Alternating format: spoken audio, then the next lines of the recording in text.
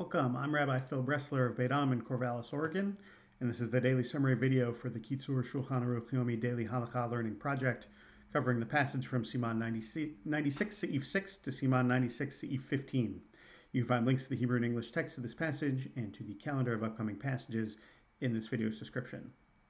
We're going to wrap up talking about Shabbat Ma'ariv and Havdalah, and in fact wrapping up our discussion of Hilchot Shabbat entirely today. So we have another illustration of the staged conclusion of Shabbat, as you might say.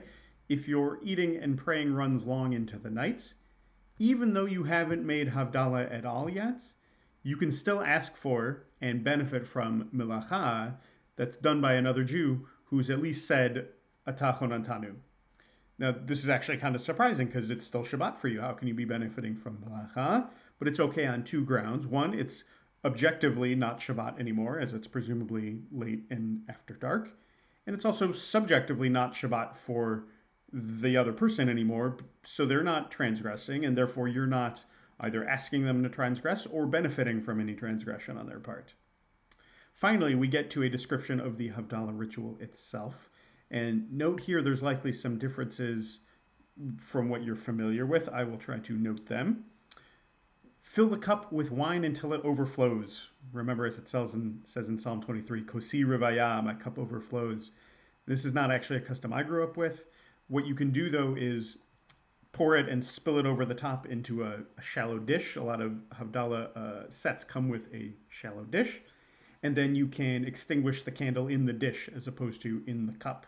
And you'll see why this might be important and necessary shortly. Kitzur has you lift both your wine cup and your spices, wine cup in your right and spices in your left, and then switch them after blessing Borei Pri Hagafen, then bless Borei Mine Besamim. So presumably your right hand is dominant, and that's what's holding each item. My custom has always been to just lift each item one at a time as the blessings are said, though. Then bless over the candle. The Kitzur doesn't specify the bracha for some reason, but it's Borei Meorei Ha'esh. Then take the cup again in the right hand and recite Hamavdil Ben Kodesh L'Chol. Sit down. Oh yeah, you're supposed to be standing. It seems like an oversight on Rabbi Gansfried's part, not to mention that up top, but apparently you're supposed to be standing. You sit at this point, and actually the footnotes point out that there are other rulings saying that you can sit. Drink the whole cup.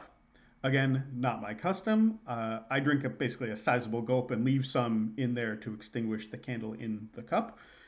You don't really share it, though, as opposed to what you might do on Friday night. Kitzur says that basically anything you have left, you pour out, presumably with whatever overflowed from earlier, and extinguish the candle, and again, in your little dish. As a bonus, it suggests also that you apply some wine to your eyes to show esteem for the mitzvah. I've never seen this done myself, and it's kind of unclear to me how that's showing esteem at all, but okay. Some notes follow on specific elements of the Havdalah ritual. It's good to use a mix of multiple fragrant spices, because the bracha is over mine besamim, different kinds of spices, so it's good to use more than one. It's also good to reuse the fragrant hadassim, the myrtles from your Sukkot lulav, if you have them. Your candle should also be composed of multiple wicks braided together, because again, me'orei ha'esh, that's plural lights of fire. Special braided Havdalah candles are customary. If you don't have one, you can actually take two single wick candles and hold them together. Now you have lights of fire together. When you are blessing the candle, the custom is to derive some benefit from the lights instead of just basically wasting it when you extinguish it like 10 seconds later, by holding up your hands and looking at the reflection of the flame in your fingernails. So first go like this. There's sort of two ways to do it. Fingernails towards you, looking at a little bit of the light in your nails and also at your palms, and then turn them around and go like this. So you look at the back of your nails as well. It's good to do both. Something notable about the Havdalah ritual is how sensual it is. Sight and smell and taste are all activated. This sensory experience is apparently the ikar, and I think that tracks with what we said in Atah Chonantanu, that this, what we're thanking and blessing for is the ability, the human ability we have to distinguish holiness from ordinariness and to experience things like sights, smells, tastes.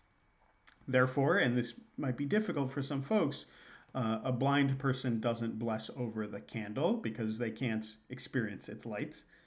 Um, and someone who is unable to smell, hello, folks who've had COVID 19, doesn't bless the spices. The experience of those things is what you're blessing over. People sometimes get confused about the order of the brachot. The wine comes first, you may be used to it coming second. The candle comes last, you may be used to it coming first, as on Friday nights. If there's a mix up, it's okay. Just basically double back to what you skipped.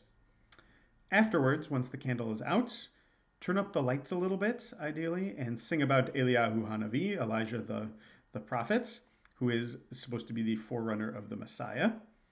Even though you've had probably plenty to eat at this point, breakfast, lunch, and dinner on Shabbat, a post-Havdalah parting meal is also traditional, called Melave Malka, literally escorting the queen.